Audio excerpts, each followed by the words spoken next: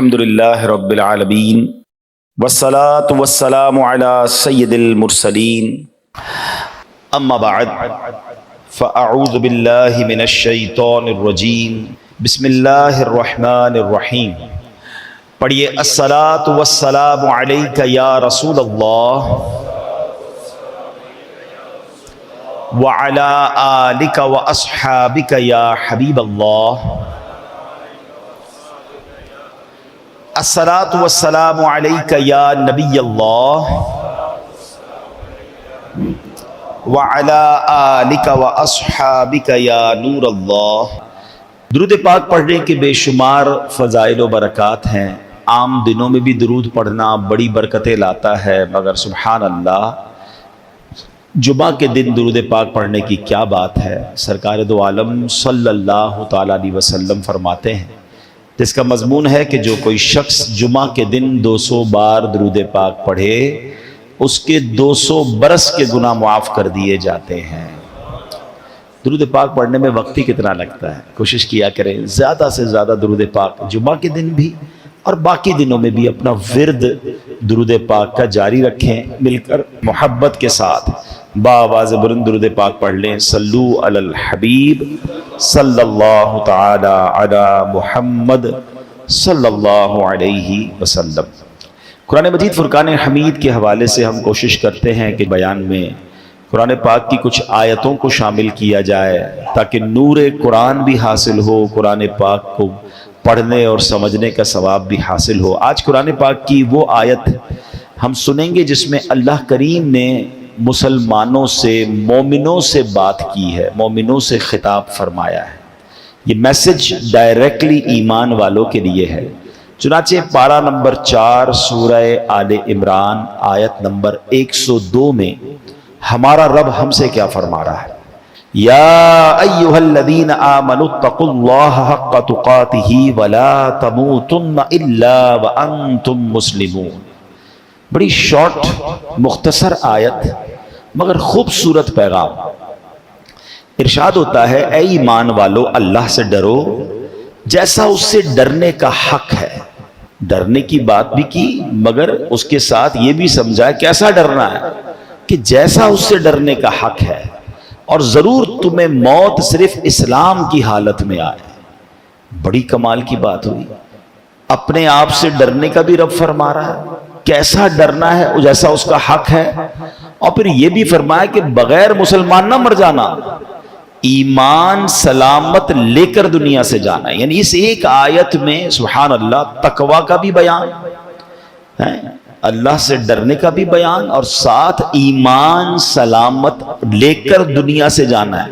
اس کا مطلب ساری زندگی بھی اپنے ایمان کو سنبھالنا ہے، مرتے وقت بھی سنبھالنا ہے، اور انشاءاللہ قبر میں بھی لے کے جانا ہے. اب ذرا دو باتیں سمجھنی ہے کہ تقوی کس کو کہتے ہیں. اللہ سے ایسے ڈرو جیسا ڈرنے کا حق ہے. اس آیت میں یہ فرمایا نا حق کا تقاتہ ہی، جیسا ڈرنے کا حق ہے. اس سے مراد یہ ہے کہ بقدر طاقت اللہ سے ڈرو. اور اس کی تفسیر ایک اور آیت میں ہو جاتی ہے. اللہ ایک اور جگہ ارشاد فرماتا ہے فاتقوا اللہ ما استطعتم، تو اللہ سے ڈرو جہاں تک تم سے ہو سکے.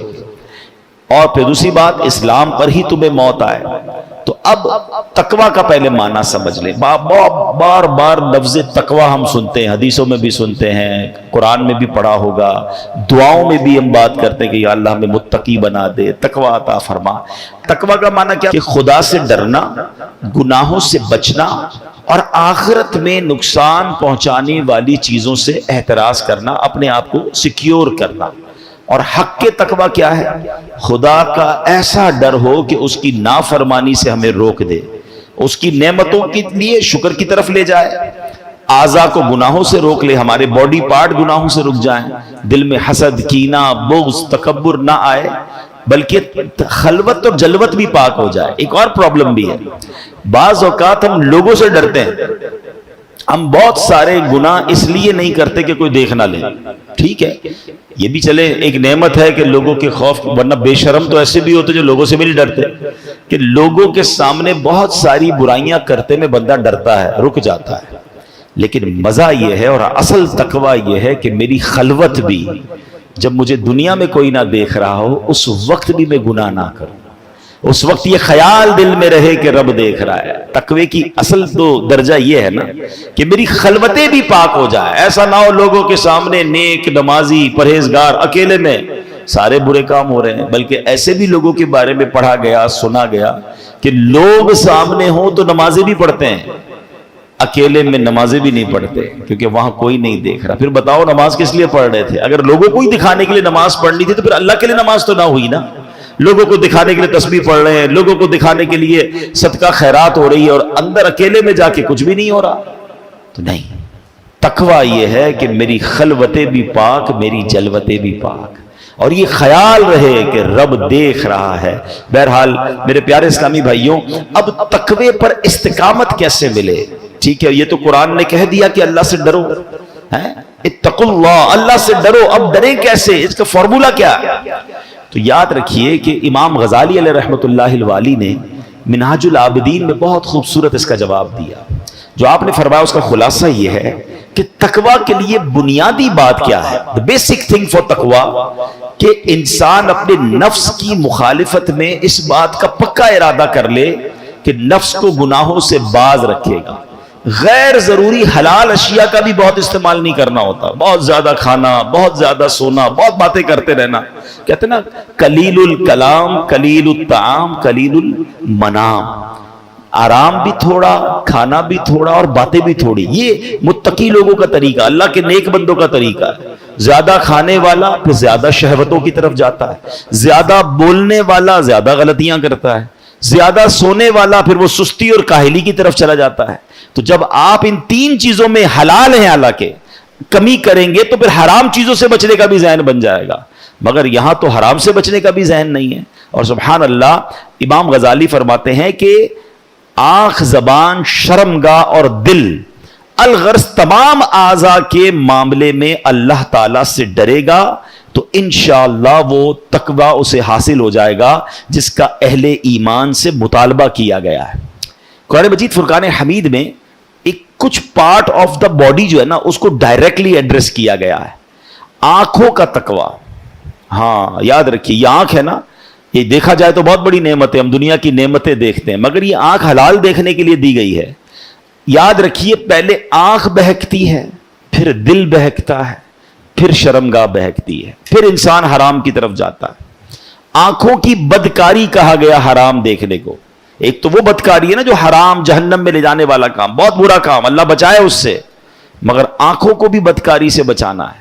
قرآن کہتا ہے مسلمان مردوں کو حکم دو کہ اپنی نگاہیں کچھ نیچی رکھیں اور اپنی شرمگاہوں کی حفاظت کریں، یہ ان کے لیے زیادہ پاکیزہ ہے، بے شک اللہ ان کے کاموں سے خبردار ہے.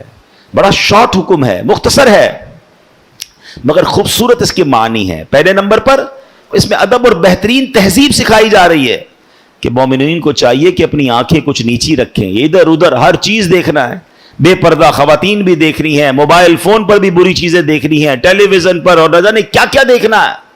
قرآن کہتا ہے آنکھوں میں حیا ہونی چاہیے، نگاہیں نیچی ہونی چاہیے. اور سبحان اللہ اس بات سے خبردار بھی کیا کہ یہ ستھرا ہے، نیکیوں کو بڑھانے والا اور زیادہ کرنے والا ہے. جو برے چیزیں دیکھتا ہے پھر اس کا دل نیکیوں میں نہیں لگ رہا ہوتا، اس کا دل پھر انہی خیالات میں گم رہتا ہے.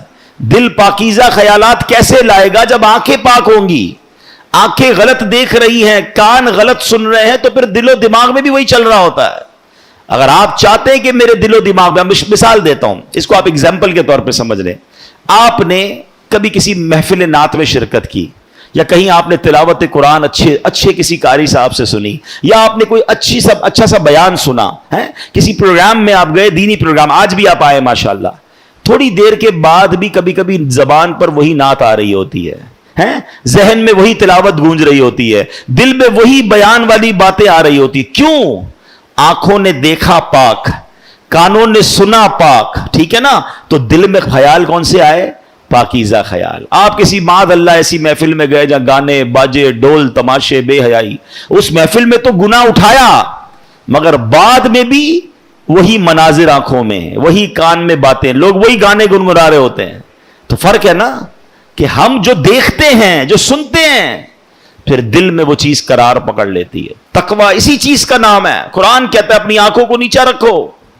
اپنے دل و دماغ کو پاکیزہ رکھنا ہے، کہ قرآن کہہ رہا ہے کہ اے ایمان والو اللہ سے ڈرو جیسا ڈرنے کا حق ہے، حرام کاموں سے اپنے آپ کو بچانا ہے۔ اسی طرح کانوں کا تقوی یہ ہے کہ کانوں کو حرام سننے سے بچائیں ہیں۔ پھر زبان کا تقوی کیا ہے کہ زبان کو حرام بولنے سے، جھوٹ، غیبت، چغلی، جناب گالی گلوچ، اس قدر زبان سے گناہ کیے جاتے ہیں۔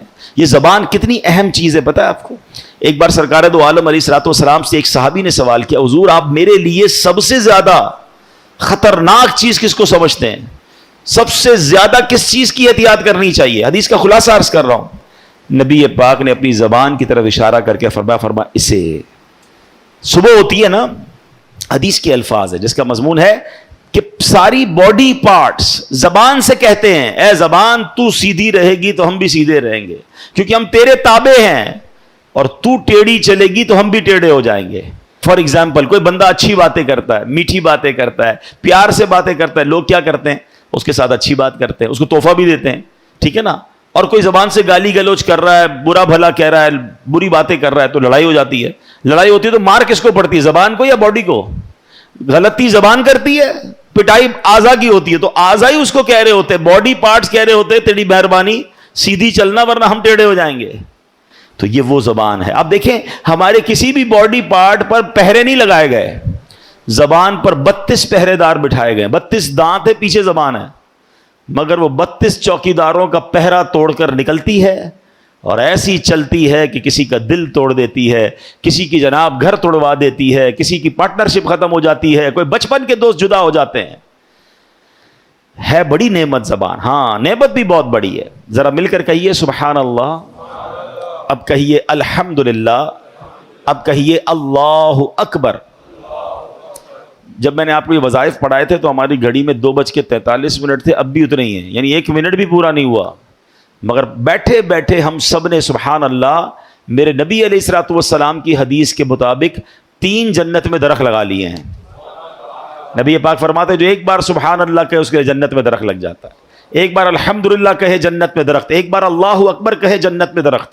آپ درود پاک پڑھیں تو ہر درود پاک پر 10 نامہ اعمال میں نیکیاں لکھی جائیں گی، 10 گناہ معاف، 10 درجے بلند ہو رہے ہیں۔ زبان سے ہی نیکیاں ہیں نا، وداؤٹ اینی ایفرٹ، کوئی محنت نہیں ہو رہی، نیکیوں کا انبار لگی جا رہا ہے۔ کلمہ پاک پڑھیں، حدیث پاک میں آتا ہے افضل الذکر لا الہ الا اللہ، پڑھتا جائے بندہ کلمہ پاک، اتنی نیکیاں میں کم۔ قرآن پاک پڑھیں، ہر لفظ پر نیکی مل رہی ہے، ہر حرف پر نیکی مل رہی ہے۔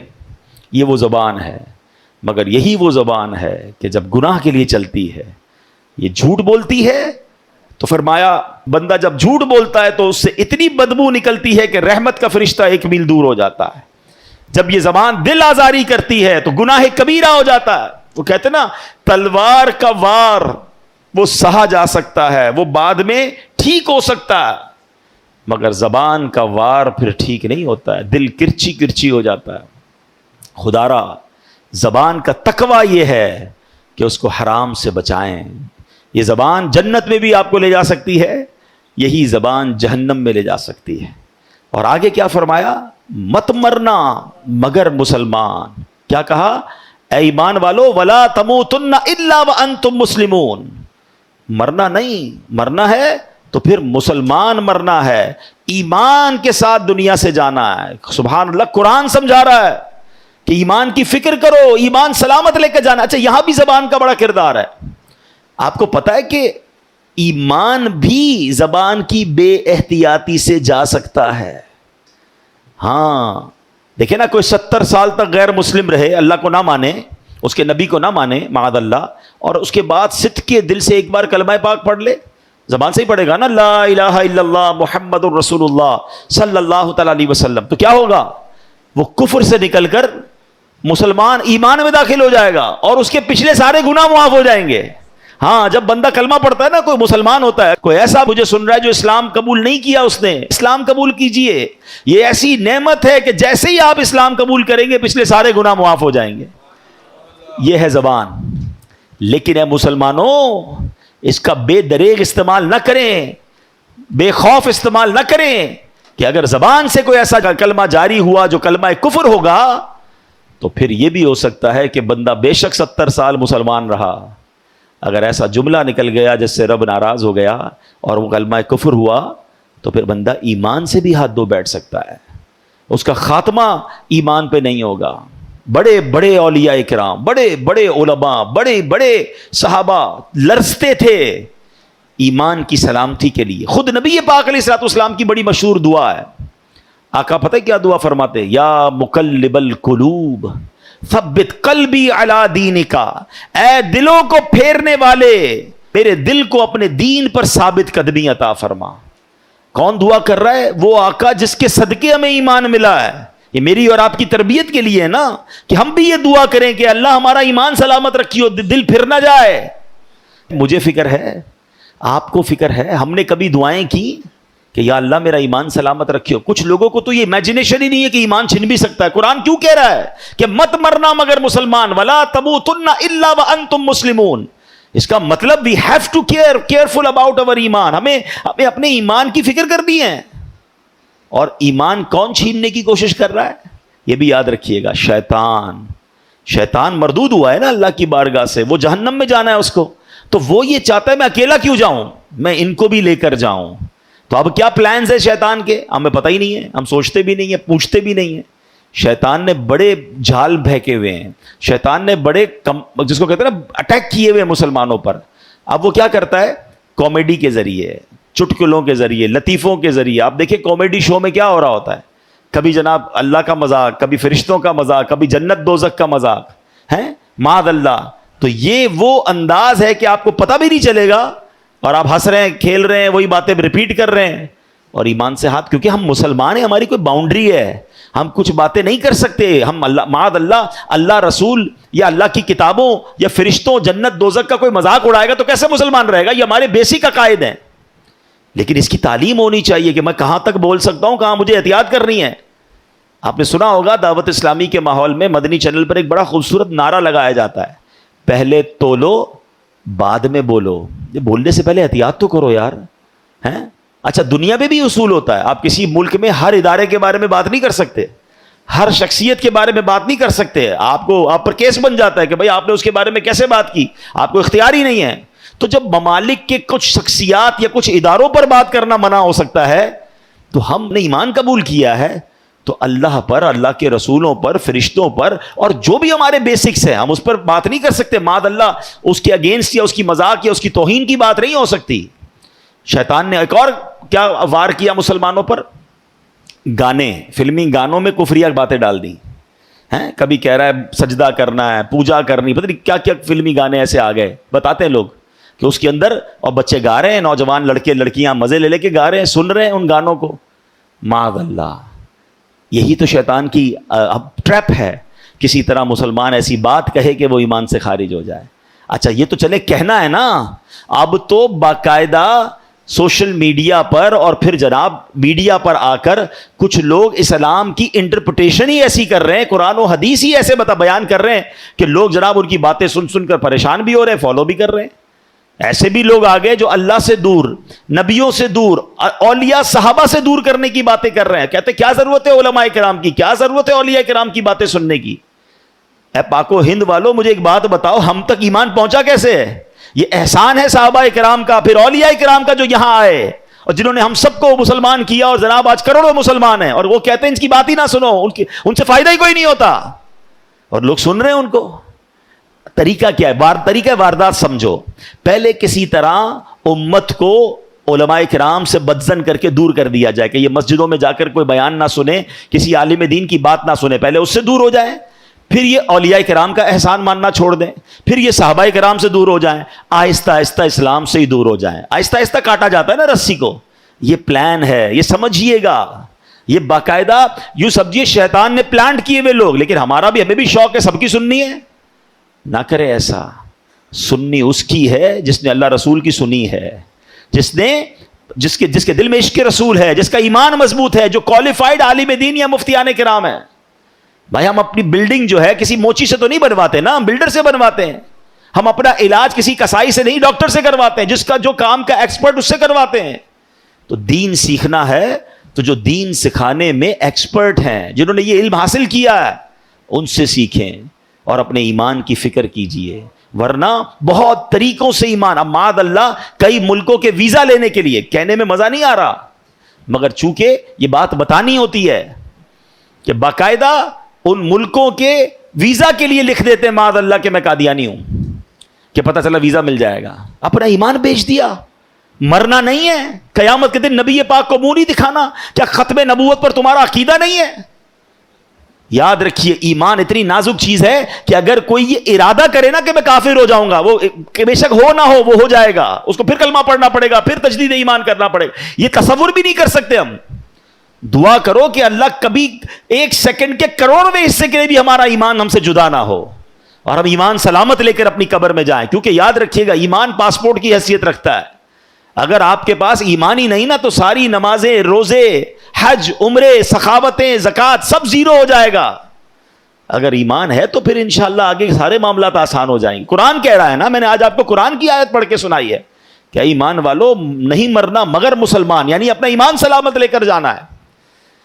تو آج قرآن پاک کی ان مبارک آیتوں میں ہمیں دو میسج ملے ہیں کہ اللہ سے ڈرنا ہے جیسا ڈرنے کا حق ہے، اور اپنا ایمان سلامت کر رکھنے کی فکر کرنی ہے۔ اور یہ اس کو آرڈنری نہ لیں، میں نے آپ کو ولیوں کے واقعات سنائے نا، ایک آخری حدیث سنا دیتا ہوں۔ سرکار دو عالم علیہ الصلوۃ والسلام فرماتے ہیں، جس کا مضمون ہے کہ اولاد آدم 4 کیٹیگریز پر پیدا کی گئی ہے۔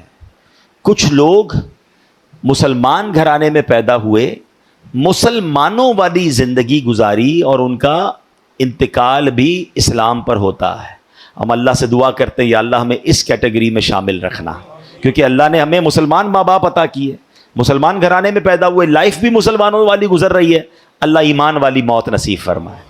نبی پاک فرماتے ہیں دوسری کیٹیگری وہ ہے کہ کچھ لوگ غیر مسلموں کے گھر میں پیدا ہوتے ہیں، ساری زندگی کفر والی گزارتے ہیں، اور ان کا جو مرتے بھی ہیں تو وہ بے ایمانی پر، کفر پر مرتے ہیں۔ ایسے کروڑوں اربوں لوگ ہیں دنیا میں جو مختلف مذاہب پر زندگی گزارتے ہیں، اسی پہ مر جاتے ہیں۔